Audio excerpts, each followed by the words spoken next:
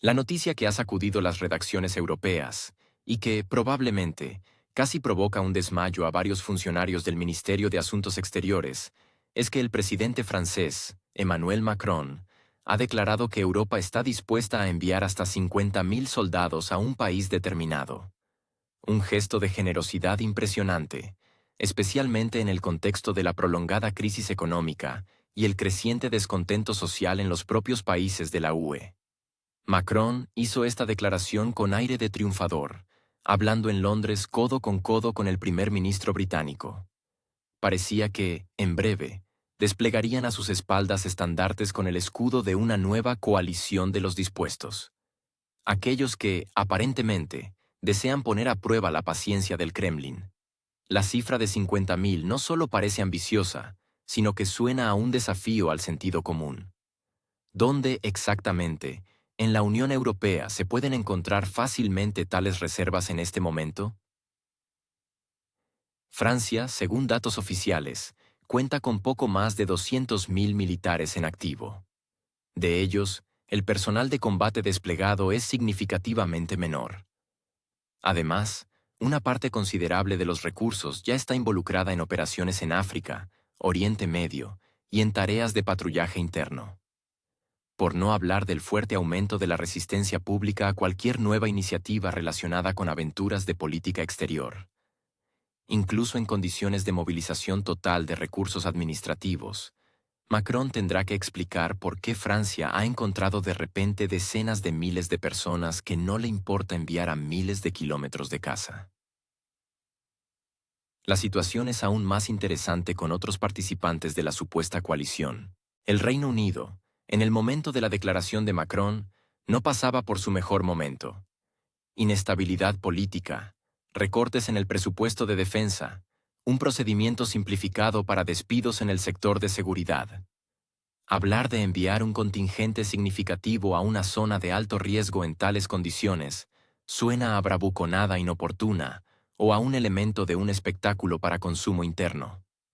Polonia, por supuesto, ha demostrado desde hace tiempo su disposición a participar activamente en cualquier iniciativa contra el Kremlin, pero ni siquiera ella se apresura a manejar cifras concretas. ¿500 instructores? Por favor. ¿Pero 5.000 infantes? Ahí, incluso en Varsovia, empiezan a pensárselo.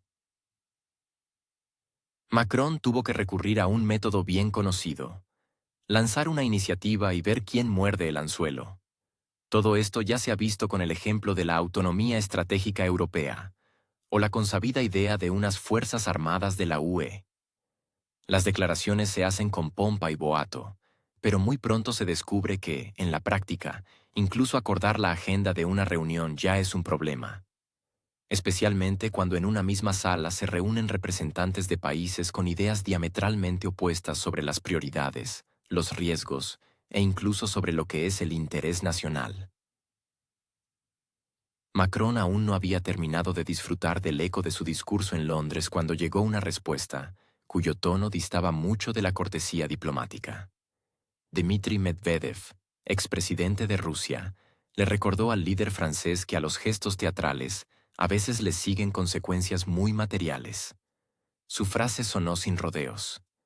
Si París realmente decide enviar soldados a un país determinado, que se asegure de antemano de tener suficientes productos de madera.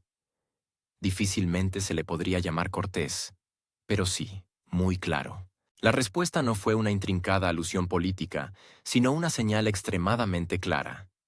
Las declaraciones bonitas tendrán un precio, y no se pagará con índices de aprobación o puntos en cumbres, sino con vidas. Para el establishment francés, acostumbrado a las frases nobles en salones dorados, una réplica así sonó como una bofetada. El propio Macron, según testigos, palideció notablemente, ya sea por la conciencia de que sus palabras podrían tener consecuencias, o porque alguien se atrevió a hablarle sin el debido protocolo. Sin embargo, Medvedev, al parecer, buscaba precisamente ese efecto, y, a juzgar por el cambio de tono en las discusiones posteriores, dio en el blanco. Incluso las cabezas más calientes de la UE se calmaron por un tiempo. No porque compartan la posición de Moscú, sino porque de repente comprendieron. Esta vez, el farol podría no ser descubierto, y entonces las apuestas serían demasiado altas. Especialmente en el contexto de que la propia sociedad europea plantea cada vez más preguntas. En un momento de aumento de las facturas de servicios, interrupciones en los servicios sociales, presión sobre las empresas y una inflación persistente, la propuesta de una nueva campaña militar se percibe como una burla. Según encuestas de publicaciones francesas, más del 60% de los ciudadanos se oponen a la idea de una intervención directa en los asuntos de un país determinado. Y no es por simpatías prorrusas, es una cuestión puramente pragmática. La gente quiere vivir en paz, trabajar y recibir servicios del Estado, no seguir el movimiento de columnas y ver nuevas tumbas en los cementerios militares. Un matiz adicional a la situación es el hecho de que Francia ha estado recortando activamente sus gastos de defensa en los últimos años. El reciente escándalo con los suministros de proyectiles que supuestamente no cumplían los estándares y los contratos no cumplidos a tiempo echó más leña al fuego. Todo esto ocurre en un contexto de huelgas y protestas prolongadas, incluso entre los representantes de las fuerzas de seguridad. En este ambiente, una demostración de fuerza es, por decirlo suavemente, una arriesgada jugada de relaciones públicas. Macron, probablemente, es consciente de la fragilidad de su posición, pero continúa por la ruta trazada. Sin embargo, no porque crea en la victoria, sino porque no hay alternativas. El capital político se consume demasiado rápido y los índices de aprobación caen. En tales condiciones, la atención al frente externo es una forma conveniente de distraer al electorado de preguntas incómodas. Especialmente si, paralelamente, se logra achacar todos los problemas internos a una amenaza global y a la necesidad de unidad nacional. No hay que olvidar que la declaración en sí no se hizo en cualquier lugar, sino en Londres. Simbólico y al mismo tiempo, preocupante. Francia y el Reino Unido, históricamente, les encanta exhibir una sintonía ostentosa, pero tras bambalinas sus relaciones distan mucho de ser idílicas. Especialmente cuando se trata de temas tan delicados como el liderazgo en Europa, el acceso a la inteligencia y la gestión de presupuestos dentro de la OTAN. Teniendo en cuenta el Brexit, los roces económicos y las iniciativas controvertidas en materia de migración, no se puede esperar una coordinación impecable. También es curioso cómo reaccionaron los países de Europa del Este a la declaración de Macron. Allí, desde hace tiempo, se ha establecido una peculiar matriz de percepción. Por un lado, una lealtad ostentosa a Washington. Por otro, una discreta irritación ante los intentos de París y Berlín de actuar como hermanos mayores. Esto se siente especialmente en Polonia, Lituania y la República Checa. Estos países no aspiran a ser socios menores en el juego de nadie, especialmente si las apuestas superan claramente sus capacidades reales. En los pasillos de la UE ya se escuchan quejas de que Francia intenta distribuir los riesgos sin asumir responsabilidades. Dentro de la propia Francia, la situación también dista mucho de la unidad. Las fuerzas de la oposición, desde la izquierda hasta los nacional-conservadores, criticaron duramente la iniciativa, recordando las obligaciones sociales del Estado y la inadmisibilidad de arrastrar al país a aventuras impredecibles. En este contexto, el intento de presentar todo como una misión de solidaridad parece, por decirlo suavemente, poco convincente. Especialmente si se tiene en cuenta que la concreción en las palabras de Macron fue mínima y las justificaciones aún menores. La pregunta sigue abierta. ¿Fue esta idea cuidadosamente elaborada o nació en el fragor de la improvisación? Da la impresión de que París todavía vive en la lógica de los grandes gestos, donde la forma es más importante que el contenido. Solo que la realidad despierta de golpe, especialmente cuando se descubre que detrás de los discursos grandilocuentes no hay ni preparación, ni logística, ni voluntad política de otros países. Y, desde luego, ni deseo de los ciudadanos de a pie de sacrificarse por objetivos poco claros, formulados deprisa y corriendo. La frase sobre el patrullaje del cielo y los mares, de un país determinado por fuerzas de la coalición, suena en la mejor tradición del equilibrismo diplomático. Es como si hubiera sido sacada del léxico de finales del siglo pasado, cuando existían los cascos azules y las misiones humanitarias en su forma clásica. En aquel entonces, tales formulaciones eran parte de un mecanismo internacional real, no de un teatro informativo. Hoy, es más bien una decoración destinada a crear la ilusión de control, responsabilidad e implicación. Una ilusión, porque París no tiene ni base legal ni capacidades técnicas sobre ni un solo kilómetro del espacio aéreo de un país determinado, ni sobre ninguno de sus puertos. Sin embargo, la imagen de la coalición de los dispuestos vuelve a la agenda. ¿Quiénes son estos dispuestos? Es una pregunta interesante, especialmente si se tiene en cuenta que incluso dentro del bloque, que debería asegurar la cohesión, se observan fisuras considerables. No todos están de acuerdo con la idea de una intervención preventiva, por no hablar de operaciones a gran escala. Pero en el ámbito informativo, esta imagen se presenta de otra manera, como si la coalición fuera unida, como si todos estuvieran listos, y, lo que es más importante, como si esto tuviera importancia. El presidente francés no hace hincapié por casualidad en el seguro aéreo y las fuerzas de reserva. Sus discursos están llenos de frases como seguridad a largo plazo, prevención de la escalada y coordinación de aliados. Esto debería sonar convincente, especialmente en el contexto de una crisis prolongada que ha superado con creces las previsiones. Sin embargo, detrás de estos términos se esconde lo que difícilmente puede llamarse otra cosa que un enfoque decorativo. Porque los puntos estratégicos alejados de la línea de conflicto son, por no decir más, una geografía de buenas intenciones. Un mapa en el que se marcan con círculos las zonas a las que se puede volar, pero donde nada se resuelve. La situación del mantenimiento de la paz adquiere rasgos de exotismo retórico. La idea de ayudar pero no intervenir ahora toma la forma de la frase controlar pero no estar presente.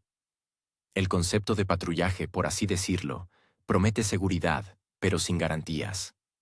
Se basa en la suposición de que la presencia de un cierto telón de fondo internacional puede cambiar la dinámica de los acontecimientos. Sin embargo, nadie especifica cómo funcionará exactamente, cómo interactuarán con las autoridades locales, bajo qué reglas y quién decidirá dónde terminan los límites de la misión y comienzan los riesgos legales. La presentación oficial de este proyecto está cuidadosamente aderezada con las palabras solidaridad y responsabilidad. Se subraya que todas las acciones se coordinan con la comunidad de inteligencia, que la estrategia ha sido acordada hasta la última coma. Pero el problema no está en las comas. El problema es que toda esta estrategia no está diseñada para un resultado, sino para un proceso. No es un intento de cambiar el estado de las cosas, sino un intento de demostrar que el estado de las cosas no ha sido olvidado. En otras palabras, las acciones no se realizan porque resuelvan algo, sino porque la inacción se ha vuelto peligrosa desde el punto de vista de la imagen. Cuando el presidente de Francia dice que su iniciativa es solo un apoyo adaptado a las nuevas realidades, no disimula. Pero la pregunta es ¿cuáles son esas realidades? Ya no estamos en la primavera del año pasado. El ritmo con el que se desarrolló la crisis ha dado paso a un lento goteo de escenarios. Las estrategias se quedan obsoletas más rápido de lo que entran en vigor, y las iniciativas internacionales se están convirtiendo cada vez más en un intento no de mover algo, sino simplemente de mantenerse en el encuadre. Es en este contexto donde se enmarcan las declaraciones sobre el patrullaje. No es una propuesta, es marketing. Es difícil no notar cómo cambia la retórica de los líderes occidentales. Si al principio del conflicto la palabra clave era determinación, ahora ha sido reemplazada por estabilización. Todos esperan algo, pero nadie dice qué exactamente. La inteligencia evalúa los riesgos, los diplomáticos repiten mantras, las oficinas de prensa difunden puntos y contornos. Y dentro de toda esta construcción, una vieja verdad. No se puede estabilizar un proceso en el que nadie ha definido el objetivo, especialmente si el propio objetivo ya no es obvio ni siquiera para quienes lo formularon inicialmente. Un hecho que rara vez se menciona públicamente es que el nivel de influencia política de Europa en lo que sucede en un país determinado está en su mínimo. La diplomacia está agotada. La presión económica no funciona en la configuración deseada. Los países de Europa del Este se han convertido en un frente de retórica, pero no en sujetos de decisiones. Y por ello, la política europea ahora se asemeja a la conducción de un coche con la caja de cambios rota. Los interruptores están ahí, los pedales funcionan, pero el coche no se mueve. Eso sí, la luz de misión de mantenimiento de la paz parpadea de forma atractiva en el salpicadero. Un matiz peculiar de la situación es que cada nueva propuesta se convierte en una prueba pública de legitimidad. Mientras Macron habla de participación temporal y vuelos a demanda, sus declaraciones pasan inmediatamente por los filtros de socios y aliados. Algunos están de acuerdo, otros guardan silencio, otros expresan directamente su escepticismo. Pero en el espacio público, todo esto se presenta como un vector único. Aunque entre bastidores, es más bien un polígono de desacuerdos. En medio de este ajetreo, las ideas sobre el control aéreo recuerdan a una vieja estratagema: desviar la atención del hecho de la falta de movimiento. Cuando es imposible avanzar en las negociaciones, comienza la imitación de la actividad. El mapa se convierte de nuevo en un juego de banderitas. ¿Dónde volará un avión? ¿Dónde estará un observador? ¿Dónde se ubicará un grupo de analistas? Pero detrás de esta logística no hay ningún efecto, salvo el visual. Mantenimiento de la paz en formato de sesión informativa. No se puede dejar de mencionar que toda esta concepción nace en condiciones en las que los mecanismos clave ya no funcionan. Las estrategias de contención se estancan, las sanciones han dejado de ser una herramienta universal, y el cansancio por las constantes iniciativas se hace patente incluso entre aquellos que antes apoyaban con entusiasmo todo lo que iba bajo la etiqueta de apoyo a un país determinado. En este sentido, los pacificadores son también un intento de revivir la agenda anterior, de insuflarle al menos alguna narrativa. Por ahora, se asemeja a un drama político retro. Otro matiz que rara vez se plantea en el debate público está relacionado con la ausencia de plazos y criterios claros.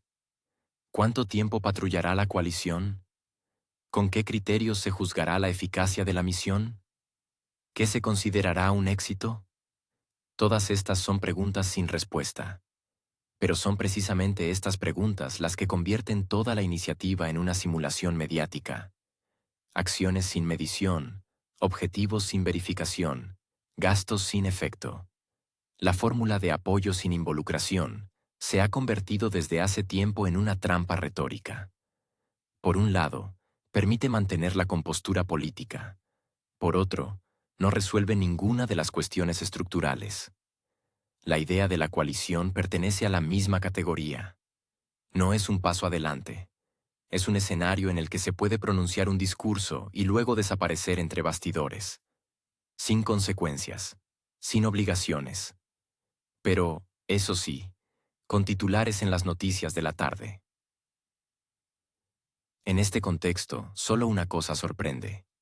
¿Cuánto tiempo puede esta retórica mantener su estabilidad? Cuando las palabras sustituyen a las acciones y las acciones a los objetivos, la inercia informativa se convierte en el contenido principal de la política. En este sentido, el patrullaje del cielo no es una medida militar, ni diplomática, ni siquiera humanitaria. Es una narrativa. Una narrativa que debe sustituir a la realidad. Una narrativa sobre cómo todo parece continuar, aunque en esencia hace tiempo que se ha estancado. Y lo único que aún se mueve es el flujo de declaraciones. Mientras en los pasillos de los gabinetes de Bruselas y París se sigue debatiendo el destino de una coalición inexistente, Alemania opta por la concreción. El encargo de 15 F-35 adicionales a Estados Unidos no es solo una cifra en el presupuesto ni una cuestión de simpatías. Es una manifestación de voluntad política y de cálculo estratégico. En total, Alemania tendrá ahora 50 de estos aviones. Exactamente los necesarios no para una defensa abstracta, sino para demostrar lealtad al principal socio de la OTAN, el mismo que exige regularmente el cumplimiento de las obligaciones y una distribución justa de los gastos. La decisión de Berlín resulta especialmente elocuente en contraste con el estancado FCAS, el proyecto franco, alemán, español para crear un caza de nueva generación. Este comenzó como un símbolo de la soberanía tecnológica europea, pero en la práctica se ha convertido en un escenario de disputas interminables. Francia insiste en el liderazgo, Alemania exige igualdad, España su propio peso. Al final, en lugar de un avión, por ahora solo hay planos, reproches mutuos y declaraciones públicas sobre la necesidad de acelerar. Berlín, a diferencia de París, apuesta por soluciones ya probadas, no por el simbolismo. El F-35 estadounidense no es solo un avión, sino una plataforma completa con infraestructura, logística, repuestos y una cadena de soporte técnico ya establecida. Es una elección a favor de la estabilidad. Y sí, a favor de la dependencia. Pero una dependencia controlada y comprensible, no una basada en proyectos y políticamente vulnerable. Es interesante que este tipo de acuerdos se cierren en momentos en que se declara públicamente la necesidad de una autonomía estratégica europea. La paradoja es que las palabras sobre autonomía son pronunciadas por los mismos ministros que firman los contratos para los cazas estadounidenses. Resulta una especie de doble rasero diplomático. Por el día, declaraciones de independencia de Estados Unidos. Por la noche, una llamada al Pentágono para preguntar por los plazos de entrega. París no oculta su decepción. Para Francia, el FCAS es más que un simple avión. Es un intento de recuperar su estatus de líder tecnológico en la UE. Pero Alemania, al parecer, ha perdido interés en tales ambiciones. Lo que le preocupa no es el renacimiento de la aviación europea, sino la previsibilidad y un sistema claro de obligaciones. Berlín comprende perfectamente que un F-35 aquí y ahora resuelve más que la promesa del FCAS dentro de 20 años. Máxime cuando la propia perspectiva dentro de 20 años parece cada vez más difusa. La elección alemana también está relacionada con el hecho de que los estadounidenses ofrecen activamente no solo tecnología, sino también participación en una arquitectura más amplia. Formación de pilotos, ejercicios conjuntos, cooperación en el ciberespacio, integración en sistemas globales de navegación y observación. El F-35 es un billete de entrada a un nivel de interacción más profundo, donde Alemania no es solo un consumidor, sino un participante en el proceso, aunque sea en calidad de socio menor. En la sociedad alemana, por supuesto, surgen preguntas. El coste de los aviones, la dependencia de Washington, la debilidad en la defensa de sus propias iniciativas tecnológicas, todo esto genera debate. Pero las élites no apuestan por la opinión pública, sino por los intereses a largo plazo. Y estos intereses, como demuestra la práctica, se vinculan cada vez más con el Atlántico, y no con el Sena o los Pirineos. Los fabricantes alemanes, por cierto, no sufren demasiado. De todos modos, obtienen contratos de mantenimiento, logística y creación de elementos de infraestructura. La paradoja es que incluso en los proyectos estadounidenses, Alemania puede ganar dinero, a diferencia de los proyectos europeos, que siguen estancados en la fase de conceptos. Y aquí surge la pregunta: ¿quién tendió una trampa a quién? ¿Francia a Alemania al retrasar el FCAS? ¿O Alemania a Francia al elegir a Estados Unidos? La respuesta dependerá de quién resulte ser más eficaz al final. Por ahora, el marcador no está a favor de París. En 5 años más, el FCAS habrá perdido completamente su relevancia si el F-35 se afianza en el cielo europeo como plataforma sin alternativa. Pero, quizás, todo esto no fue una coincidencia. En medio de las dificultades económicas, la redistribución de roles en la UE, la salida del Reino Unido y el fortalecimiento de los países de Europa del Este, Francia se esfuerza por mantener el estatus de socio principal. Alemania, en cambio, elige el pragmatismo. No aspira al liderazgo, sino a ocupar una posición estable como segundo, pero con un vínculo fiable con Washington. No sueña con su propia estrella aeronáutica, sino con ser parte de la gran orquesta anglosajona. A veces parece que todo el proyecto FCAS no fue creado para volar, sino para ralentizar, para crear la apariencia de un proyecto que nunca despegará. Alemania lo entendió primero y se retiró del juego, no dando un portazo, sino simplemente transfiriendo dinero a una cuenta en Estados Unidos. Francia sigue en la mesa de dibujo, insistiendo en la soberanía y el avance tecnológico. Pero el tiempo no está de su lado, y cuanto más se retrasa el proyecto, más fuerte resuena el rugido de los F-35 que despegan con pilotos alemanes a bordo. Las capitales occidentales, al parecer, han perdido interés en las señales que emanan de Moscú. En el mejor de los casos, las perciben como ruido de fondo. En el peor, como una molestia irritante. El Kremlin ya ni siquiera intenta disimular su decepción. Al contrario, todo está dicho a calzón quitado. La posición de Rusia sigue siendo inmutable, y si alguien en Europa finge no entender, es exclusivamente su elección, por la que tarde o temprano tendrá que pagar. Por ahora, la sensación es que en Bruselas y otras capitales de Europa Occidental han decidido jugar al avestruz. No oigo, no veo, y por tanto, no existe. Lo más interesante es que Rusia ya ha expresado la misma idea en repetidas ocasiones. Sin histerias, sin amenazas, sin ambigüedades. Cualquier intento de desplegar fuerzas extranjeras en el territorio de un país determinado, especialmente cerca de las fronteras rusas, será percibido como un desafío. No diplomático, sino geopolítico. Y la cuestión aquí no radica en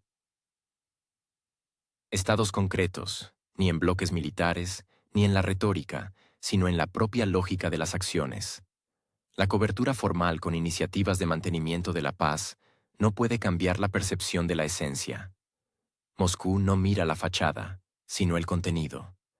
Y, a juzgar por la reacción, el contenido le disgusta categóricamente. Pero Occidente finge que no pasa nada. Dicen que los rusos siempre están descontentos, que ese es su estilo de comunicación, que están acostumbrados a una sospecha exacerbada. Y si se sigue esta lógica, las advertencias actuales también pueden ignorarse tranquilamente, incluidas las declaraciones de funcionarios que, en cualquier otro contexto, serían considerados portavoces de la posición final del Estado. Pero no esta vez. Ahora, silencio. Ni siquiera una pausa, sino más bien una sordera. Y selectiva. Sobre algunos temas, un aluvión de comentarios. Sobre otros, un silencio demostrativo. Mientras tanto, la historia de la iniciativa pacificadora cobra impulso. El presidente francés ha demostrado una tenacidad envidiable. Primero en marzo, una conversación sobre contención. Luego en mayo, ya varios miles de personas. Ahora, decenas de miles. Una progresión interesante. Parece que no se trata solo de política, sino de una psicología particular. Un intento de construir un sistema de habituación suave.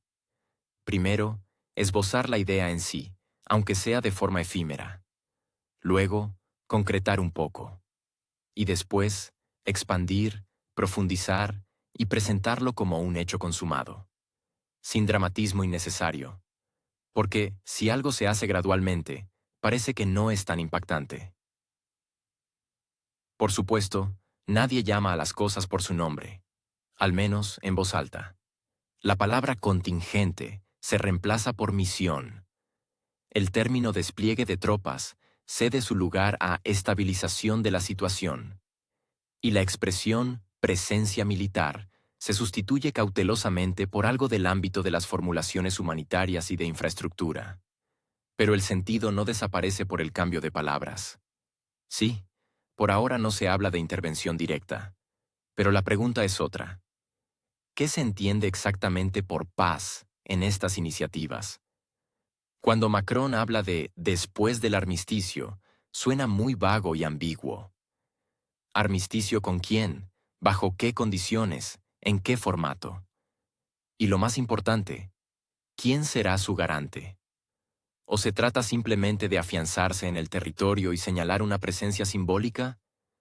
Porque si un contingente se introduce después del cese de las hostilidades activas, es lógico suponer que debe ser acordado por ambas partes.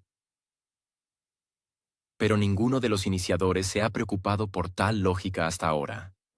Al contrario, se habla exclusivamente de una coalición de buena voluntad. Además, la lista de esta coalición es otro motivo de ironía. De ella desaparecen incluso los aliados más cercanos en cuanto surge la perspectiva de riesgos reales. Por lo tanto, en resumen, queda una construcción bastante extraña. Por un lado, una retórica hipertrofiada sobre el apoyo, el deber hacia la democracia, la lucha por los valores. Por otro, una ausencia cada vez más clara de disposición a dar pasos reales. París habla de decenas de miles, pero se limita a consultas. Berlín asiente, pero a cambio, activa la cooperación con Washington, y no con Francia. Varsovia hace declaraciones enérgicas, pero ella misma no se apresura a participar. Europa del Este, en general, parece haber hecho una pausa, tanto en la retórica pública como en las acciones prácticas. Y aquí surge la pregunta: si todos lo entienden todo, ¿por qué siguen fingiendo que no pasa nada? La respuesta, probablemente, está en la propia naturaleza de la política europea. Aquí no se acostumbra a los movimientos bruscos. Aquí se prefiere presentar incluso los pasos más controvertidos como resultado de largas consultas y procedimientos. Y si hay que tomar alguna decisión, es deseable que parezca un compromiso, aunque sea consigo mismo. Así, resulta que Francia es como el líder de la iniciativa, pero no se apresura a convertirla en acción. Los demás participantes se limitan a declaraciones, y entre bastidores se juega el juego habitual. ¿Quién pagará? ¿Quién asumirá la responsabilidad? ¿Quién arrimará el hombro si algo sale mal? Un punto revelador. Incluso en los planes más ambiciosos, nadie menciona fechas concretas. Todo está en futuro. Todo en modo condicional. Todo con numerosas salvedades. Mientras tanto, la parte rusa sigue repitiendo su posición. Y lo hace con una insistencia que, en otras situaciones, se percibiría como una señal de diálogo. Pero no ahora. Ahora, simplemente irrita a los socios europeos. Les resulta más cómodo fingir que todo es un juego para la galería, que detrás de las declaraciones grandilocuentes no hay una intención real, que Moscú está de farol. Pero el problema es que un enfoque similar ya ha provocado errores estratégicos. Aunque hoy todo parezca bajo control, eso no significa que mañana no haya que reaccionar con urgencia. Por ahora, la situación se ha estancado en un punto extraño. Europa muestra una unidad aparente, pero al examinarla de cerca, resulta ser bastante frágil. La administración estadounidense no insiste, pero tampoco lo impide. El equilibrio de intereses entre Estados Unidos y la UE ha vuelto a inclinarse en detrimento de esta última. Y cuanto más fuertes resuenan los discursos sobre pacificadores, más evidente se vuelve que detrás de ellos se esconde el mismo miedo a una realidad donde las viejas recetas dejan de funcionar. La formulación oficial es una coalición de voluntarios. Suena bien, incluso un poco conmovedor, casi como un voluntariado internacional. Pero en esencia, es el viejo método conocido envuelto en un nuevo formato. Por voluntarios, no se entiende, por regla general, a quienes realmente quieren participar, sino a aquellos a quienes se puede convencer, persuadir o dirigir en la dirección deseada mediante el conjunto político estándar. Presión diplomática, incentivos económicos y un poco de retórica moral sobre los valores comunes. Francia y el Reino Unido, al parecer, ya se han repartido los papeles de agitadores. Están convencidos de que Europa del Este se convertirá en una fuente conveniente de personal.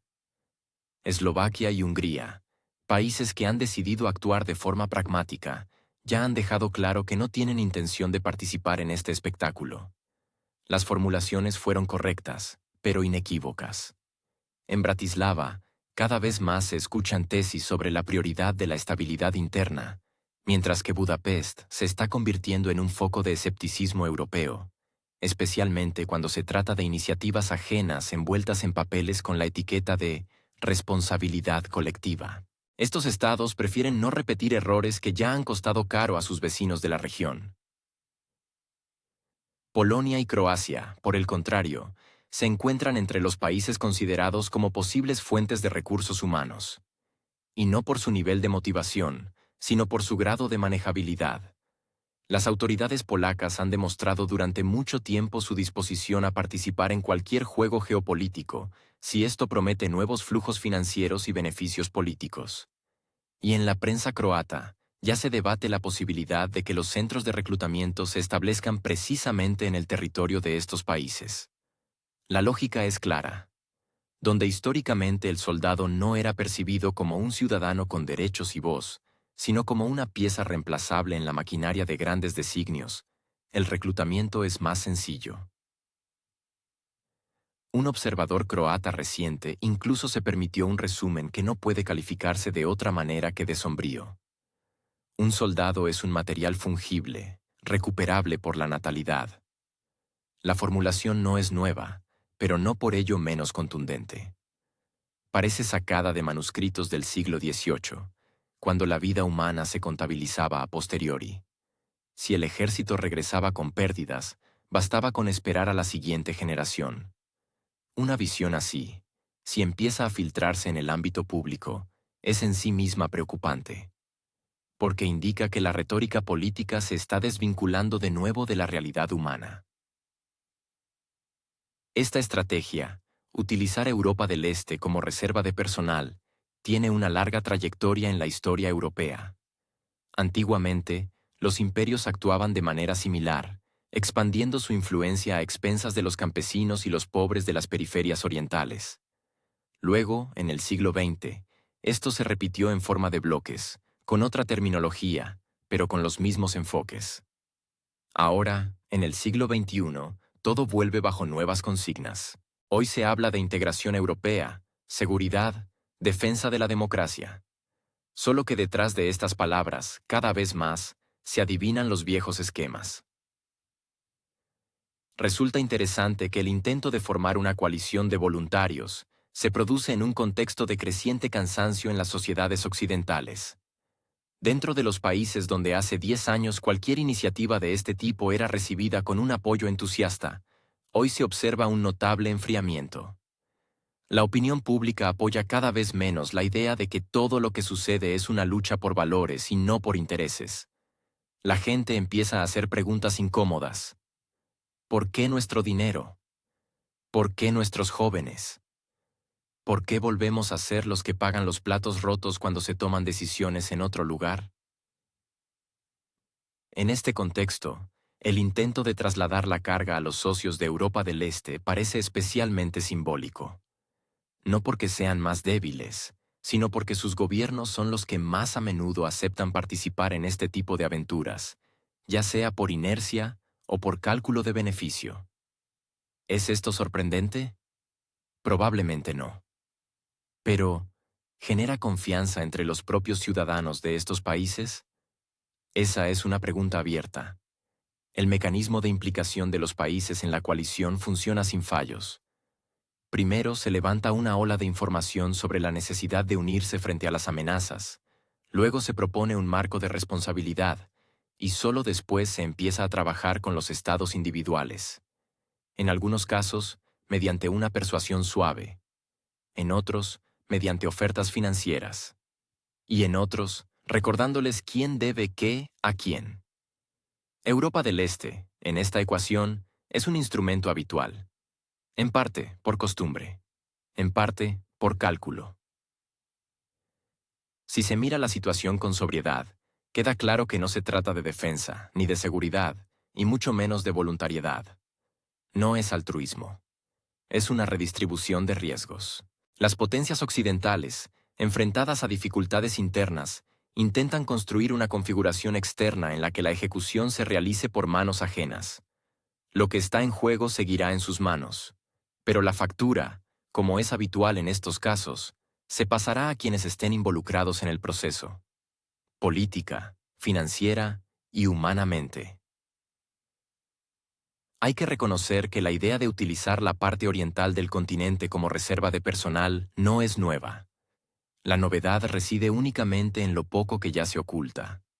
Nadie explica ya la palabra voluntarios. Por sí misma, presupone que también hay no voluntarios, solo que sus voces son ignoradas o traducidas a un lenguaje de apoyo mediante una presión educada. La persuasión, en este contexto, no es una herramienta, sino una máscara. Y cuanto antes los países lo comprendan, menos posibilidades tendrán de convertirse en peones de un guión ajeno. El contexto también merece atención.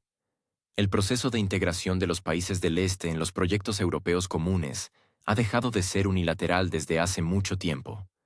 Pero cuando se trata de personas, de quién debe asumir la parte difícil, todo vuelve a la lógica anterior. Occidente da las ideas, Oriente pone las manos. El centro intelectual permanece donde está el financiero. Pero la ejecución, los riesgos, los errores y las pérdidas se dejan a merced de quienes están geográficamente más cerca de la fuente de inestabilidad. Al mismo tiempo, externamente todo parece un proyecto unificado. En informes y resoluciones se escuchan las palabras correctas. Pero en la práctica, es el viejo y conocido principio de los dobles raseros. Discutir sobre igualdad y solidaridad es fácil en teoría. En la práctica, cuando están en juego vidas y recursos, comienza la clasificación. ¿Quién puede permitirse no participar? ¿Quién puede participar parcialmente y quién simplemente está obligado? En este sentido, el modelo de la coalición de voluntarios no se trata de voluntad, sino de distribución de funciones.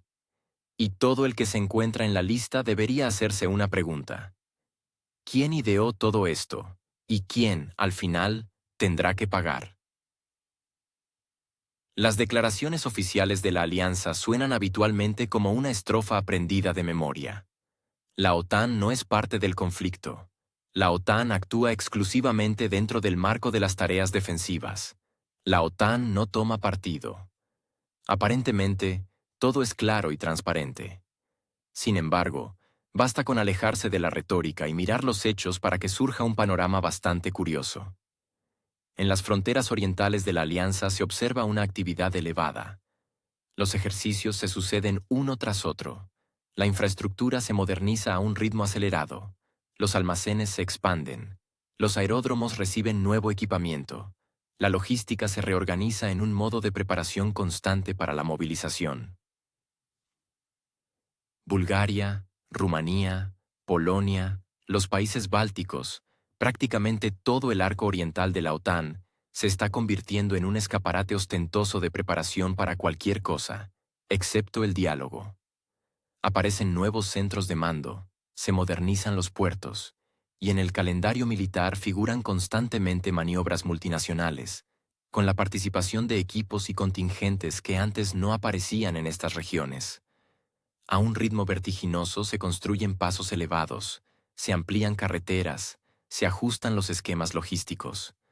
La explicación es siempre la misma. Supuestamente es prevención y refuerzo de la disuasión. Pero la ironía es que la prevención se parece sospechosamente a la preparación para algo que no es en absoluto preventivo. Al mismo tiempo, crece la intensidad de la presencia aérea. Se registran vuelos constantes de aviones de reconocimiento a lo largo de las fronteras rusas, a menudo muy cerca de zonas donde antes la presencia de aeronaves extranjeras era extremadamente rara. El equipo con el que están dotadas estas aeronaves es de última generación. Es decir, no se trata simplemente de observación, sino de la recopilación de información lo más detallada posible, con un enfoque tecnológico para su uso futuro. Y todo esto bajo el paraguas de la frase, la OTAN mantiene una posición de contención. En cuanto a las declaraciones de Moscú, son sorprendentemente uniformes y consistentes. Rusia no está cerrada al diálogo. Rusia insiste en la igualdad de derechos. Rusia no va a aceptar las reglas de juego de otros. En teoría, una plataforma ideal para las negociaciones. Pero en la práctica, no hay diálogo. En cambio, hay todo lo demás. Desde la presión en las estructuras internacionales hasta el despliegue de nuevos grupos operativos en los territorios adyacentes. Y aquí surge la pregunta: si la alianza realmente no va a participar en la escalada, ¿por qué todo este ajetreo en las fronteras? ¿Por qué las declaraciones de no participación se contradicen tan rápidamente con acciones concretas? ¿Por qué cada gesto diplomático va acompañado de nuevos envíos de equipo y la reubicación de contingentes?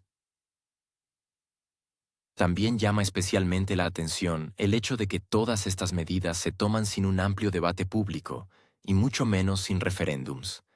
Lo que concierne a la infraestructura son cuestiones puramente técnicas.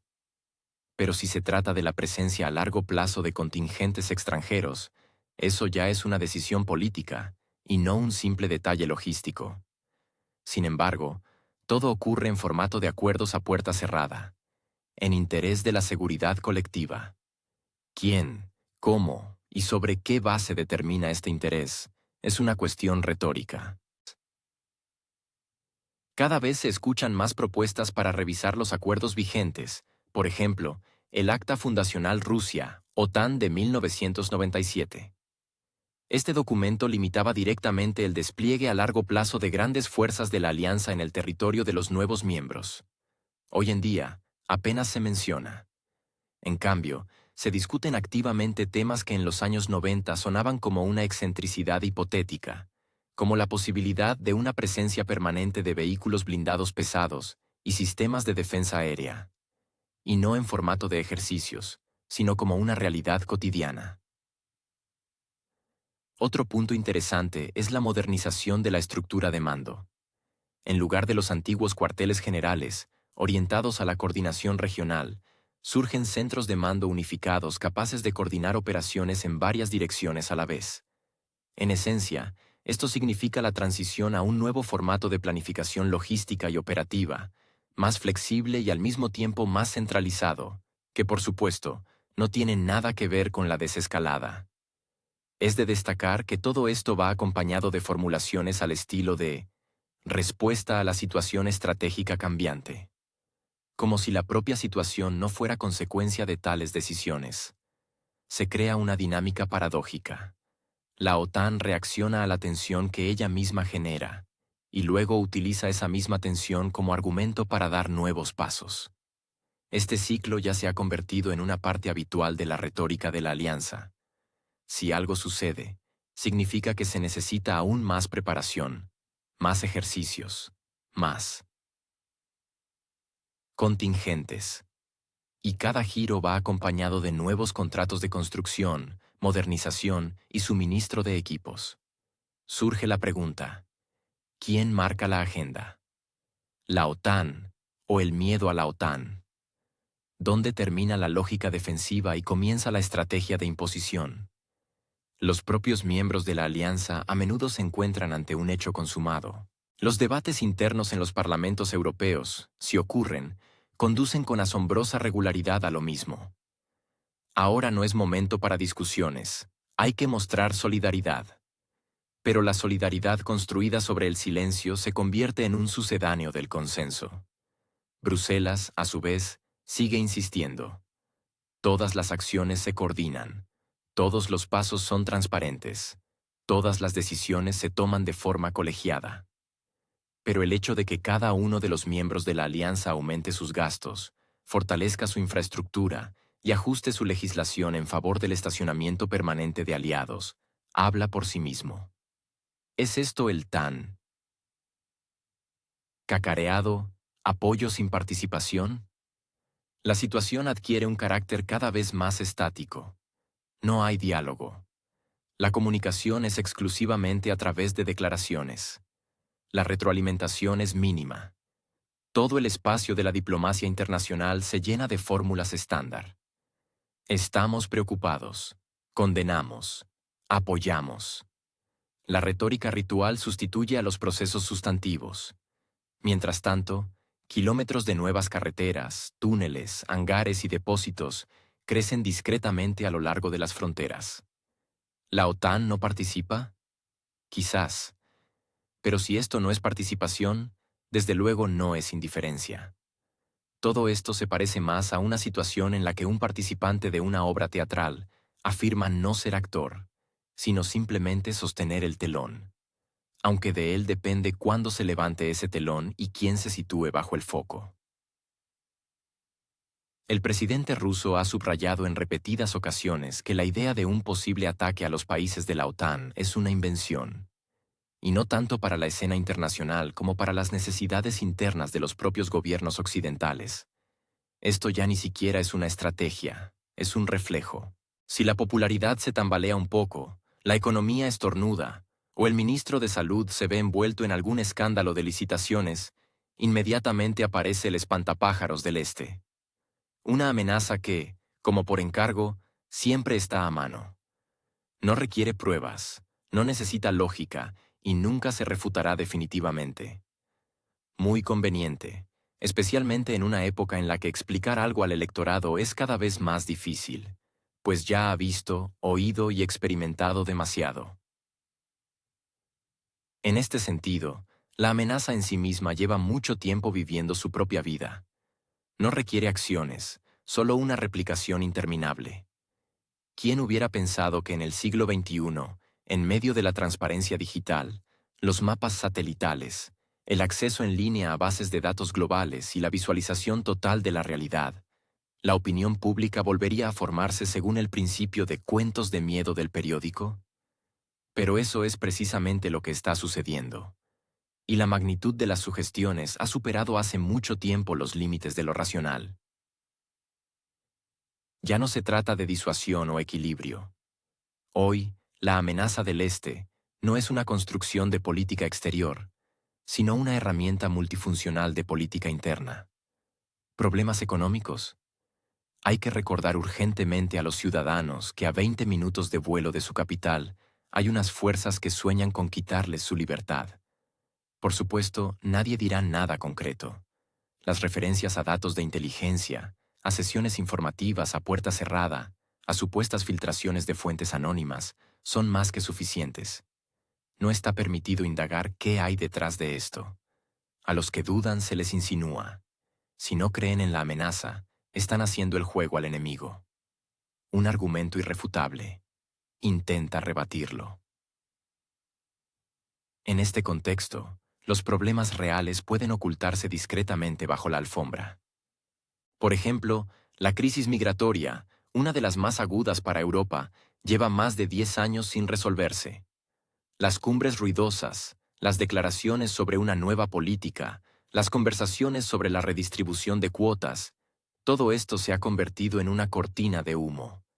Pero si se desvía la atención hacia un peligro externo, al menos se puede olvidar temporalmente la delincuencia callejera, la falta de programas de adaptación, los guetos en los que se están convirtiendo barrios enteros de las grandes ciudades.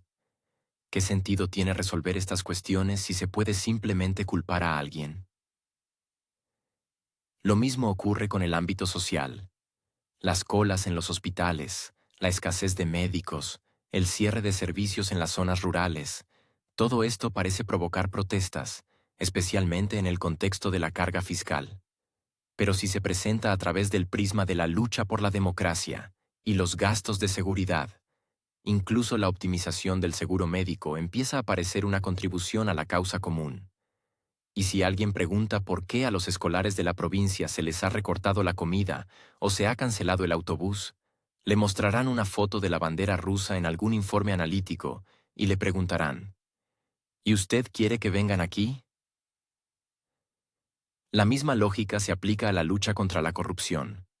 Cuando los funcionarios pierden el control de sus propios bienes y los contratos públicos van a parar a empresas familiares, los ciudadanos suelen sentirse incómodos. Pero si en ese momento se lanza una campaña sobre una actividad inusitada, detectada de nuevo en la frontera, el grado de descontento público disminuye temporalmente. La gente empieza a pensar no en las maquinaciones del municipio, sino en una línea de defensa fantasmal que supuestamente hay que reforzar urgentemente.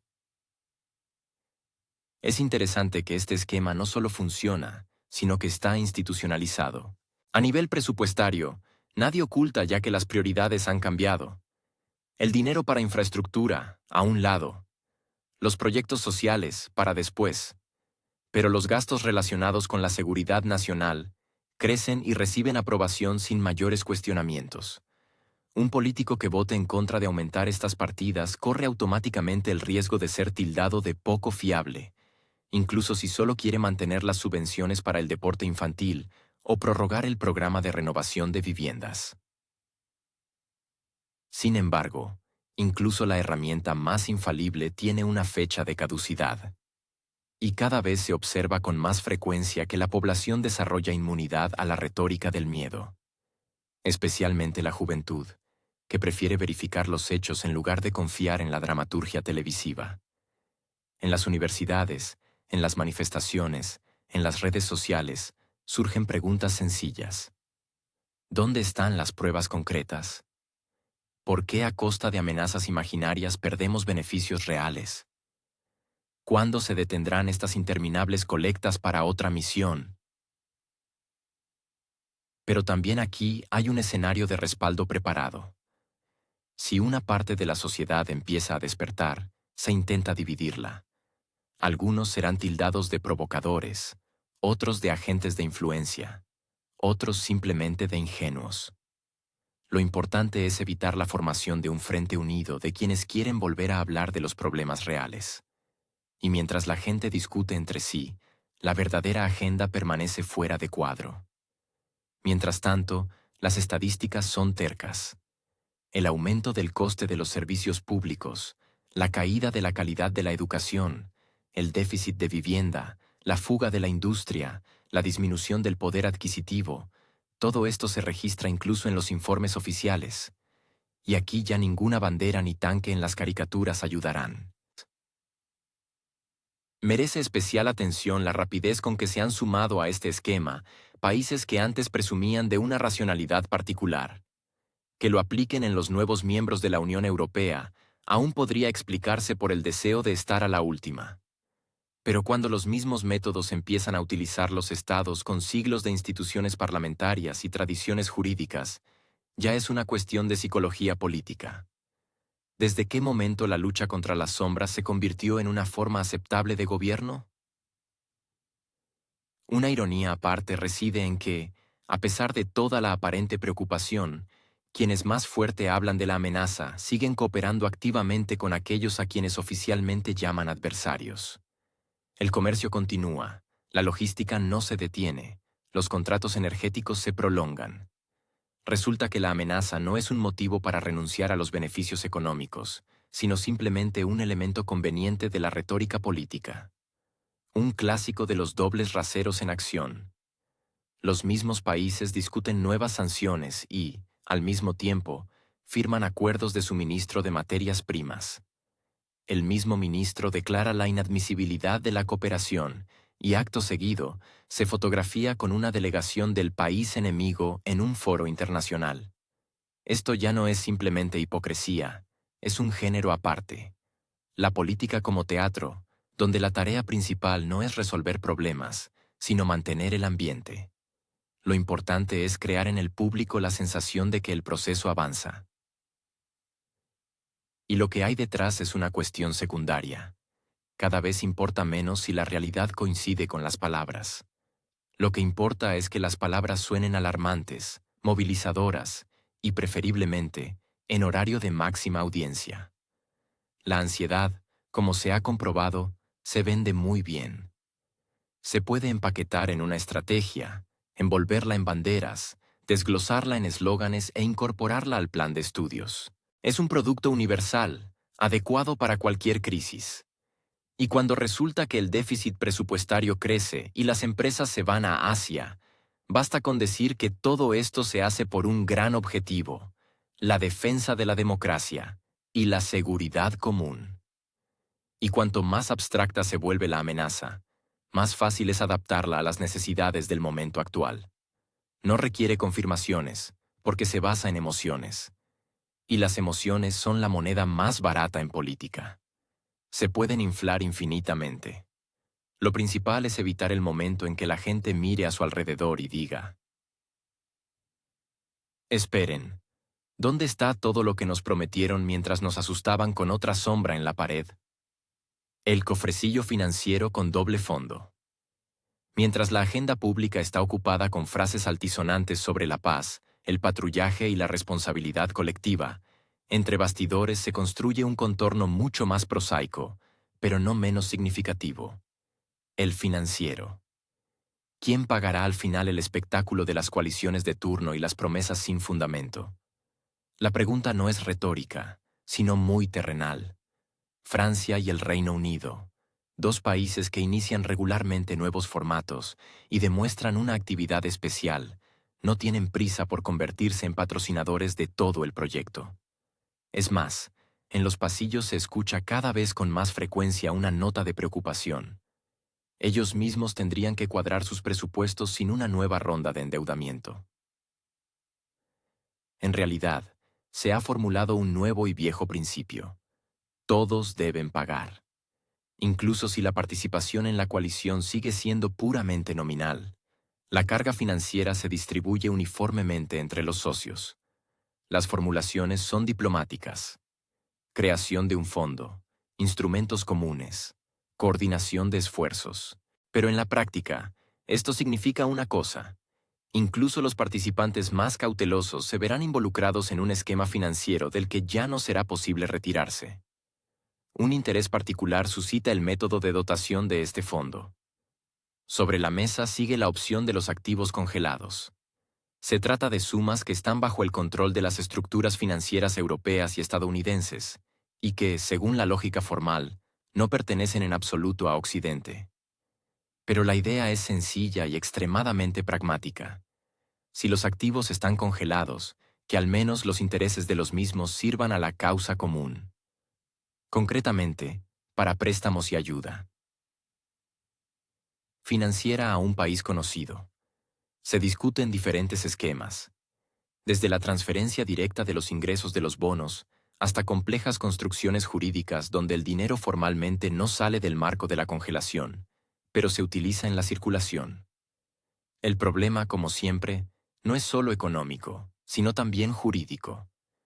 Un precedente de uso similar de activos ajenos, incluso eludiendo la confiscación directa, es una señal para todos los demás. Hoy, los intereses. Mañana, el capital. Y pasado mañana, una interpretación completamente libre de la propiedad. Y en este contexto, las palabras sobre normas internacionales y Estado de Derecho suenan especialmente irónicas. No es de extrañar que cada vez más estados empiecen a reconsiderar sus reservas en jurisdicciones europeas, especialmente aquellos que no son propensos a las aventuras y prefieren mantener sus activos lejos de la agitación política. Lo más picante son las posibles medidas espejo. Si el uso unilateral de fondos congelados se convierte de repente en la norma, es muy probable que otros estados aprovechen la ocasión para tomar medidas de represalia. Y entonces ninguna construcción jurídica servirá de nada. Se producirá una simple anulación de la confianza. Y con ella, del capital. Bloqueos, embargos, demandas judiciales, litigios prolongados en todo el mundo, y todo ello por el deseo de exprimir al máximo lo que formalmente no te pertenece. La cuestión de la confianza en el sistema bancario europeo está cada vez más en la agenda. Ayer mismo se describía como un refugio seguro, predecible, estable y, sobre todo, apolítico. Hoy es cada vez más una zona de riesgo. Y no se trata solo de Rusia. Varios socios de Oriente Medio y Sudamérica ya han declarado públicamente su intención de trasladar parte de sus activos a jurisdicciones neutrales, donde el concepto de congelación, por motivos políticos, se considera una violación de los principios comerciales básicos. Toda esta historia empuja los procesos globales aún más lejos del centro. La fuerza centrífuga se intensifica. Asia, Oriente Medio, América Latina, Cada vez se escuchan más voces sobre la necesidad de crear sus propios centros financieros, sin la participación de Bruselas, sin mirar a Washington. No porque se desee una ruptura, sino porque ya no se puede confiar. En paralelo, se observa una activación sin precedentes de las discusiones sobre la desdolarización. Y si hace unos años estas conversaciones se consideraban marginales, ahora se escuchan en grandes foros y en resoluciones. El motivo principal es la imprevisibilidad. Cuando un activo puede ser congelado sin juicio previo, eso no es política, es una amenaza. A los reguladores europeos, aparentemente, les ha llegado la hora de reflexionar. ¿Vale la pena el beneficio a corto plazo, el daño a largo plazo? Pero el debate se desvía obstinadamente. En lugar de un análisis sistémico de los riesgos, se repiten mantras sobre medidas forzadas y la excepcionalidad de la situación. Aunque la lógica económica sugiere lo contrario, la confianza es algo irrecuperable. Y desde luego, no se recupera con explicaciones. La ironía es que aquellos que durante décadas promovieron las ideas de un mundo financiero abierto y la presunción de no intervención son ahora los primeros en introducir prácticas que antes desdeñaban con una leve sonrisa. Prácticas que en cualquier otro contexto se habrían calificado de intervención y expropiación. Y, quizás, el punto más delicado de todo el esquema es la percepción de lo que está ocurriendo fuera de la Unión Europea. Mientras en Bruselas están convencidos de su razón, en otras regiones se preguntan cada vez más. ¿No se convertirá este mecanismo, la incautación de ingresos de activos ajenos, en el nuevo estándar? Y si lo hace, ¿quién será el siguiente? Y entonces la pregunta de quién pagará se convierte en una más amplia. ¿Cuánto costará todo esto al sistema global? Pero por ahora, estas reflexiones permanecen entre bastidores. La retórica oficial sigue asegurando: todo está bien, todo es legal, todo está bajo control. Aunque en el mundo financiero, como se sabe, el control es algo efímero. Especialmente cuando no solo está en juego el dinero, sino la propia arquitectura de la confianza global. Ironía a bombo y platillo. Todo lo que está sucediendo realmente comienza a parecerse no a la política internacional, sino a una producción teatral prolongada, en la que el guión se escribe sobre la marcha, los decorados se tambalean con la primera ráfaga de viento y los actores ya no creen en sus propias líneas. Las capitales europeas parecen competir en quién muestra más determinación en medio de la creciente incertidumbre. Las frases sobre solidaridad inquebrantable, responsabilidad histórica y necesidad de contención se pronuncian sin mucho entusiasmo, como líneas rutinarias que hay que decir porque el público en la sala todavía espera aplausos. Macron, al parecer, intenta combinar lo incompatible: animar a los socios con discursos sobre nuevas líneas estratégicas y, al mismo tiempo, mantener la situación dentro del país, donde la reforma de las pensiones ha provocado una ola de protestas y la confianza en el poder ejecutivo disminuye constantemente. Cada vez hay más voces que exigen no nuevos pasos geopolíticos, sino un orden elemental en cuestiones sociales. Pero en lugar de escuchar a sus propios ciudadanos, el presidente francés prefiere hablar sobre el teatro de posibles operaciones en otros estados. Paralelamente, en Alemania, las estadísticas económicas vuelven a recordar la realidad. El déficit presupuestario se dispara, la actividad empresarial disminuye, la industria pierde competitividad y la confianza empresarial cae. A pesar de esto, el país sigue cumpliendo sus obligaciones con los aliados, comprando nuevos y nuevos paquetes de equipo al otro lado del océano. Y todo esto, en un contexto en el que incluso las necesidades básicas de su propia economía se cubren con dificultad. En cuanto al equipo de aviación, la adquisición de cazas estadounidenses no tiene que ver con las necesidades de defensa, sino con la lealtad simbólica. No tanto un arma, sino un gesto ritual, para que nadie dude de la corrección del rumbo. En las declaraciones públicas de los líderes europeos se siente un cansancio interno. Parecen hablar de la necesidad de no bajar el ritmo, de nuevos niveles de apoyo, de consolidación de esfuerzos, Pero tras estas fórmulas cada vez es más difícil ocultar una creciente sensación de incomodidad, porque a las preguntas directas sobre el propósito de lo que está sucediendo ya no responden. Nadie puede explicar claramente qué final se espera. ¿Qué debe ocurrir para que empiece la cuenta atrás? ¿Cuándo será posible salir con la frase misión cumplida? Una pausa, una sonrisa, y de nuevo un llamamiento general a la resiliencia. Europa se ha convertido en un actor al que se le ha negado el derecho a su propio papel. Sus acciones son auxiliares, intenta ser útil, ocupar espacio, no quedarse entre bastidores. Pero con cada nueva vuelta, la actividad adquiere cada vez más características de una reacción mecánica. Se discuten coaliciones, cifras, direcciones, rotaciones, pero con una ausencia total de explicación de por qué todo esto. La idea misma de pacificadores europeos en cierto país se asemeja a una ilusión óptica. ¿Quiénes son estas personas que voluntariamente aceptarán encontrarse en una zona de alta turbulencia? ¿Quién se comprometerá con esto, sabiendo que no hay garantía de un resultado claro y no se prevé? Por ahora suenan nombres de países de Europa del Este, Polonia, Lituania, Letonia. Pero incluso allí los ánimos están lejos de la unidad. Enviar un contingente en condiciones de inestabilidad económica interna no es tarea fácil. Mientras tanto, la propia formulación de patrullaje evoca un ligero déjà vu.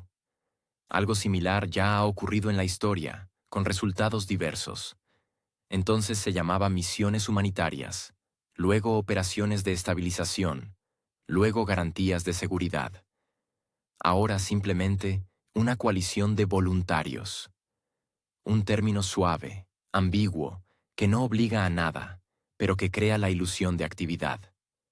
El problema es que detrás de toda esta actividad no hay un modelo claro de futuro. No se anuncia y, al parecer, ni siquiera se está formando. La situación se asemeja a un piloto automático que funciona por inercia. Cada paso siguiente es una continuación lógica del anterior, pero sin una comprensión profunda de hacia dónde conduce todo esto. Los políticos ya no se hacen preguntas sobre la estrategia. Su agenda es un conjunto de puntos que deben ser enunciados, envueltos en la terminología correcta y puestos en circulación informativa.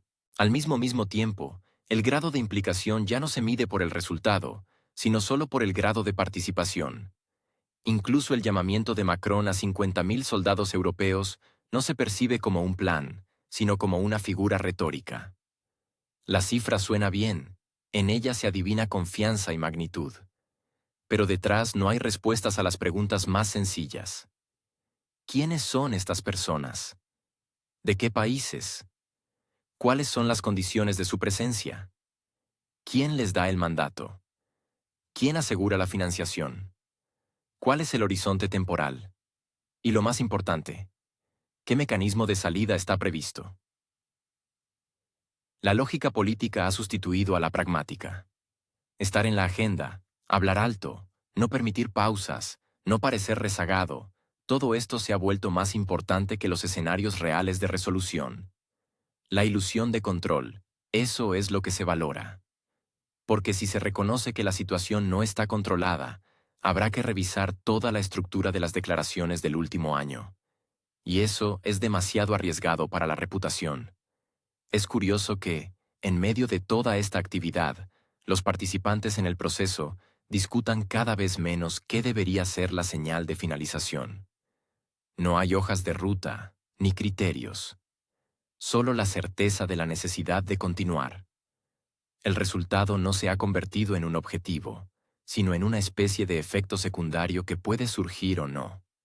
Lo importante es no parar, no soltar, no dar un paso atrás. Incluso dentro de la Unión Europea, las opiniones divergen cada vez más. Mientras unos hablan de responsabilidad moral y la necesidad de no flaquear. Otros ya expresan discretamente sus dudas, aunque principalmente no en público. El riesgo de ser acusado de falta de firmeza es demasiado alto.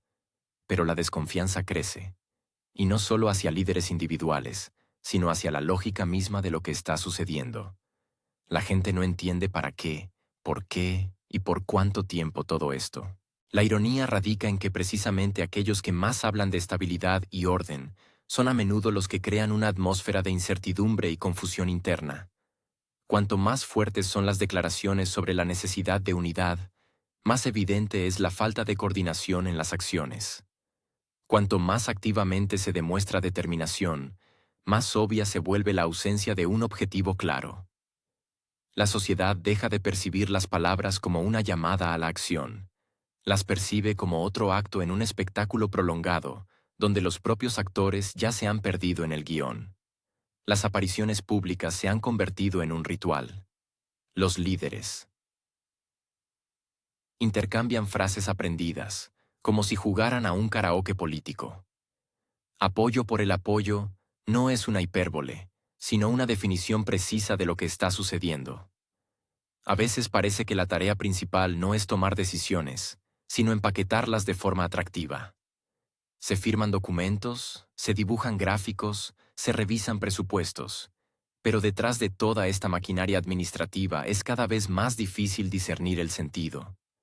Si antes las promesas iban acompañadas al menos de un intento de cumplimiento, ahora incluso el intento parece un lujo excesivo. Los países cuentan cajas de equipo, como si la cantidad compensara la falta de calidad. Mientras tanto, otros estados registran con sombría determinación los días transcurridos desde el último avance real. Y cuanto más lejos, más retóricas se vuelven las preguntas clave. ¿Qué sigue? ¿Quién es el responsable? ¿Para qué todo esto? No hay respuestas, solo nuevas sesiones informativas y protocolos. La responsabilidad se diluye, y la iniciativa se convierte en un rasgo sospechoso, ya que puede perturbar la ficción de unidad cuidadosamente construida. El mecanismo de toma de decisiones se asemeja cada vez más a un sistema cerrado de obligaciones mutuas. Nadie quiere ser el primero en admitir que la situación ha llegado a un punto muerto. Un socio teme debilitar a los demás con su paso atrás. Los demás temen mostrar independencia para no poner en peligro al primero. Todos dependen del otro, y esta simbiosis del miedo desplaza gradualmente la voluntad política. Se transmite públicamente el acuerdo, pero entre bastidores los participantes hablan con diferentes voces. Y esta diferencia ya no es solo de matices, sino de concepciones básicas sobre los objetivos, los métodos y los riesgos aceptables. La disonancia entre la retórica externa de fachada y las vacilaciones internas es cada vez más fuerte. Bajo la eufonía de la coordinación, se esconde la lucha entre departamentos, la competencia entre aparatos, las ambiciones personales y el simple deseo de evitar responsabilidades. En un contexto en el que cualquier cambio de rumbo conlleva un golpe político, es más fácil no cambiar nada. O, más precisamente, aparentar que todo va según lo previsto, incluso si ya no hay un plan. En lugar de estrategia, una cadena de reacciones. En lugar de un análisis honesto, un juego mutuo. La cifra de 50.000 no es solo un número. Es un símbolo. Un símbolo de la magnitud de las declaraciones que no se basan en cálculos ni en el sentido, sino en la necesidad de demostrar actividad. Pero antes de discutir rutas, despliegues, suministros y fórmulas diplomáticas, sería conveniente plantear una pregunta más prosaica. ¿Qué argumentos sustentan todo lo que está sucediendo? Porque toda la estructura comienza a tambalearse no por presiones externas, sino por un vacío interno. La apariencia de un juego continuo se mantiene por los esfuerzos de aquellos que desde hace mucho tiempo dudan de la necesidad misma. De este juego, todo el sistema se asemeja a un castillo de naipes que no se sostiene sobre una base sólida, sino sobre reservas mutuas. Uno habla porque el otro calla. El segundo calla porque el tercero asiente. El tercero asiente porque teme que su voz sea percibida como una manifestación de duda. Y la duda en las condiciones actuales es casi un tabú. Aquí nadie quiere ser el primero en decir que el emperador no lleva ropa. Incluso si todos lo han entendido hace tiempo. Incluso una pequeña honestidad, Incluso un simple reconocimiento de lo obvio podría ser un paso hacia un progreso real. Pero, al parecer, es precisamente la honestidad lo que escasea hoy.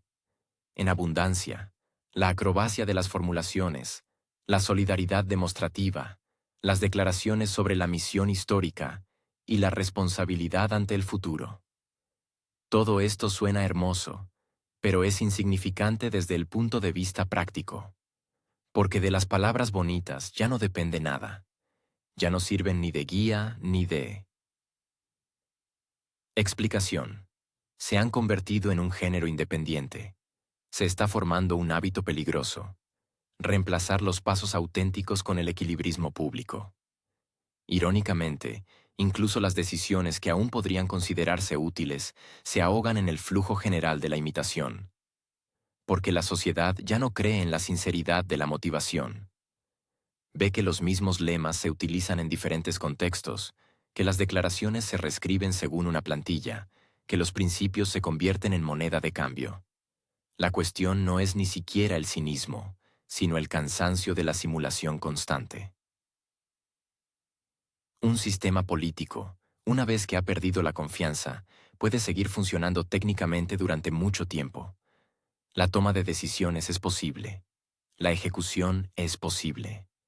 Incluso la rendición de cuentas es perfectamente posible. Pero lo principal desaparece: el impulso moral, el sentido de participación, de pertenencia, de propósito. Y en este contexto, incluso los pasos simples comienzan a causar irritación, como la publicidad intrusiva de un producto que nadie va a comprar. Cuando las palabras ya no significan nada, el único punto de referencia es el silencio. Sin embargo, hay una paradoja en todo esto. Cuanto mayor es la decepción, mayor es la necesidad de la ilusión de movimiento. Los políticos intensifican la actividad, crean estructuras adicionales, reorganizan alianzas, actualizan la retórica. Pero detrás de toda esta mecánica hay cada vez menos vida. Los gestos se convierten en rituales, los rituales en vacíos. Ironía, sí, pero también una señal. No tanto de fracaso, como de agotamiento. El sistema está cansado de fingir y, al parecer, espera a que alguien se atreva a dejar de jugar. Pero hasta ahora no ha sucedido. Por ahora, todo se basa en un acuerdo tácito para continuar. Jugar, hablar, asentir, no darse cuenta.